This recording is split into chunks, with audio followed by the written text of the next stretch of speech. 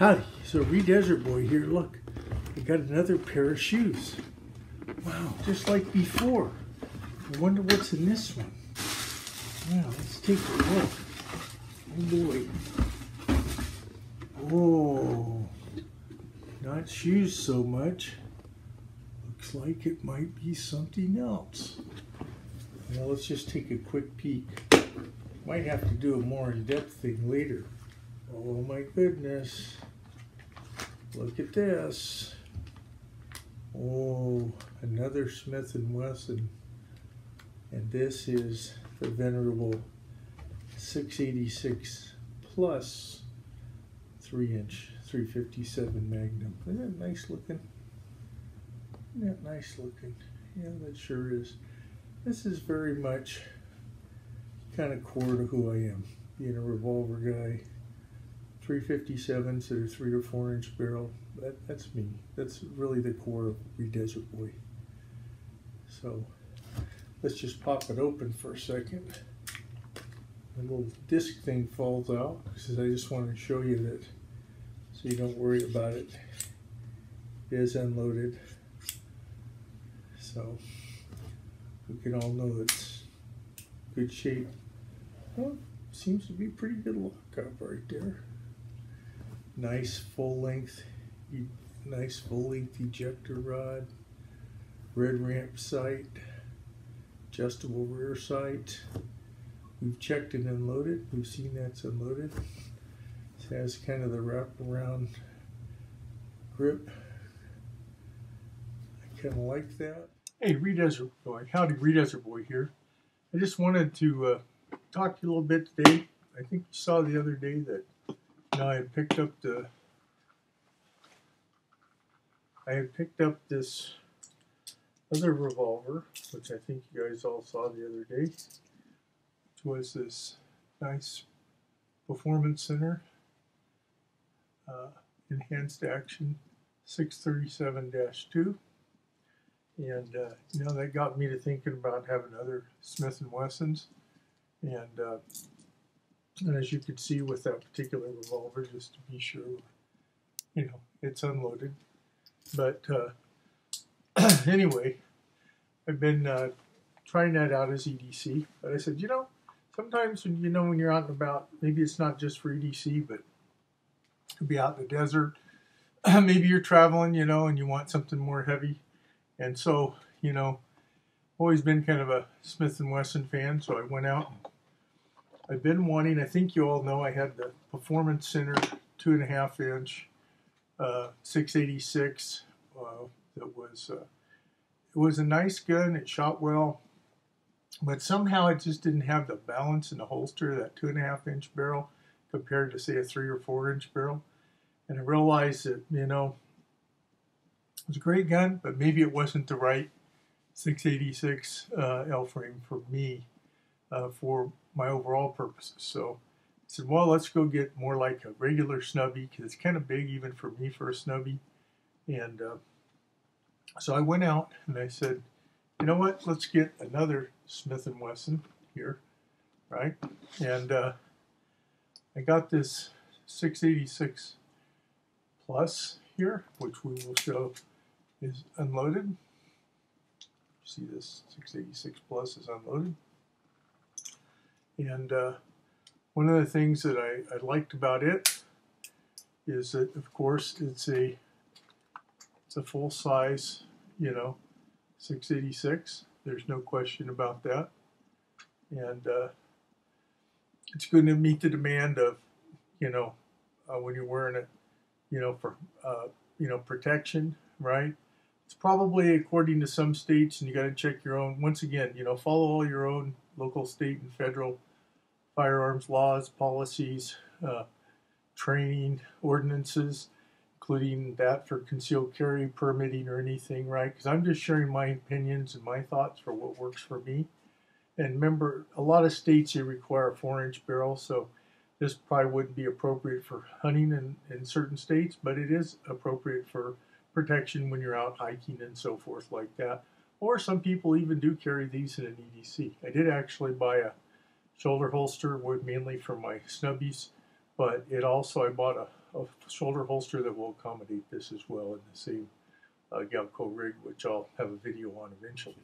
So what's the story with this guy here as far as the specs? Basic specs, right? This thing weighs, about 36.8 ounces. It might be a little bit off because the best specs I could find were on the 357 Magnum series. So it might be a 0.2 or ounces off or something. But 36.8, it's got 7 rounds. It's got a barrel length of 3 inches, right? It's a 3-inch barrel length here. It's kind of heavy to hold up, right? I think the overall length is 8 1/4. It says here with this one. Now, this has the rubber grips on it, and I like the 357 series, which is a little bit different.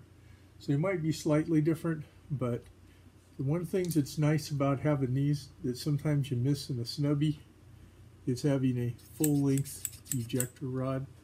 I think we all like having that when it comes to getting the rounds out of there. This also has a red ramp sight, which you can see here, or from this perspective here, with the little white outline rear sight that's adjustable now, and it's got the more rubber type grips. I like it because it covers the back strap. Some people don't really care too much about that, but for me, I think it feels pretty good in the hand. And just that extra 1/2 inch when you got it in the holster, it just feels more balanced to me. So now these are more in the $800 to $900 price range usually. And why did I go ahead and get it? Well, like I said, I wanted, if you're going to get a Magnum, sometimes you just need to get a regular full size. When you get into the 3, 4, 5, 6-inch guns, those are more full-size guns. Sometimes you just need that and in an L frame, right? I thought about getting a J frame that would shoot 357 Magnums, but that's not going to be any fun. I already have a Ruger LCR like that, and it's just not something that becomes too much fun. In the case, you've got the normal stuff. You've got a lock. You've got the little lock for the internal lock keys, which is not a favorite of any of us. And but overall, I think it's a nice looking gun. This one works probably one of the best for concealment for a L frame. Because why? Because it's a 3-inch barrel, so that would help on probably the draw.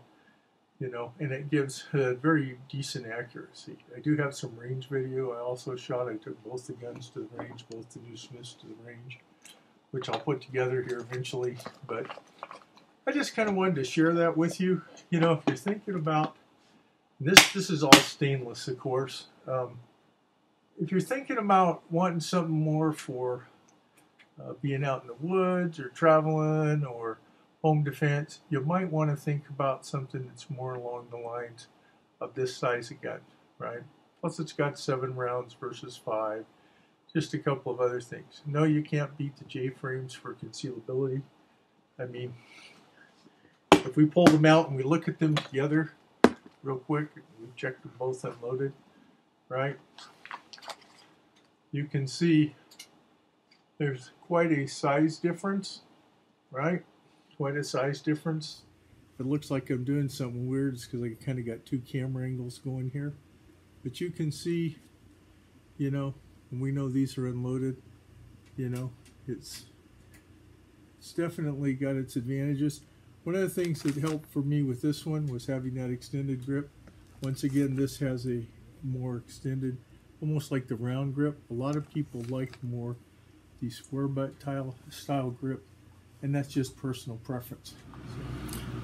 So some of you might ask, what about the trigger on the 686? And once again, we've checked it before. The gun is, of course, empty, but I would say, I need to get a Lyman trigger gauge. I would say, I wouldn't say maybe it's as high as 12 pounds. I think it's probably more like about 8 to 10 pounds on the double action. On the single action, right, for one of these, it's fairly light. I'm not sure if it's like 2.5 pounds or what, I'm going to try to get a Lyman trigger gauge so I can kind of really see what that is, but it's pretty light. So I just thought you might want to know that. So once again, you know, I just thought I'd share that with you. What else can you say about a 686? It's like a 12 gauge, or like probably a Ruger 1022, or probably a Glock. You know, a lot of people would say a Glock 19. It's just something that probably you should have in your collection if you find that it fits a use for what you're going to do. Once again, you need to talk to your experts. You know, go out if you can, get an opportunity. Go to a range where maybe you can rent weapons, try different ones, things like that. For me, this is just kind of a basic staple of having firearms. So anyway, that's enough of my rambling. If you like this video, please like, comment, and subscribe. And remember what Desert Boy always says: be safe out there, whatever you're doing. Bye now. By the way, one thing I should have said was this is a 357 Magnum, okay? A 357 Magnum will also shoot 38 Special and 38 Special plus P. So just in case you're wondering what caliber this is, because I realize not everybody is experienced in the firearm world, just one other thing to mention. So once again, be safe out there, whatever you're doing. Bye now.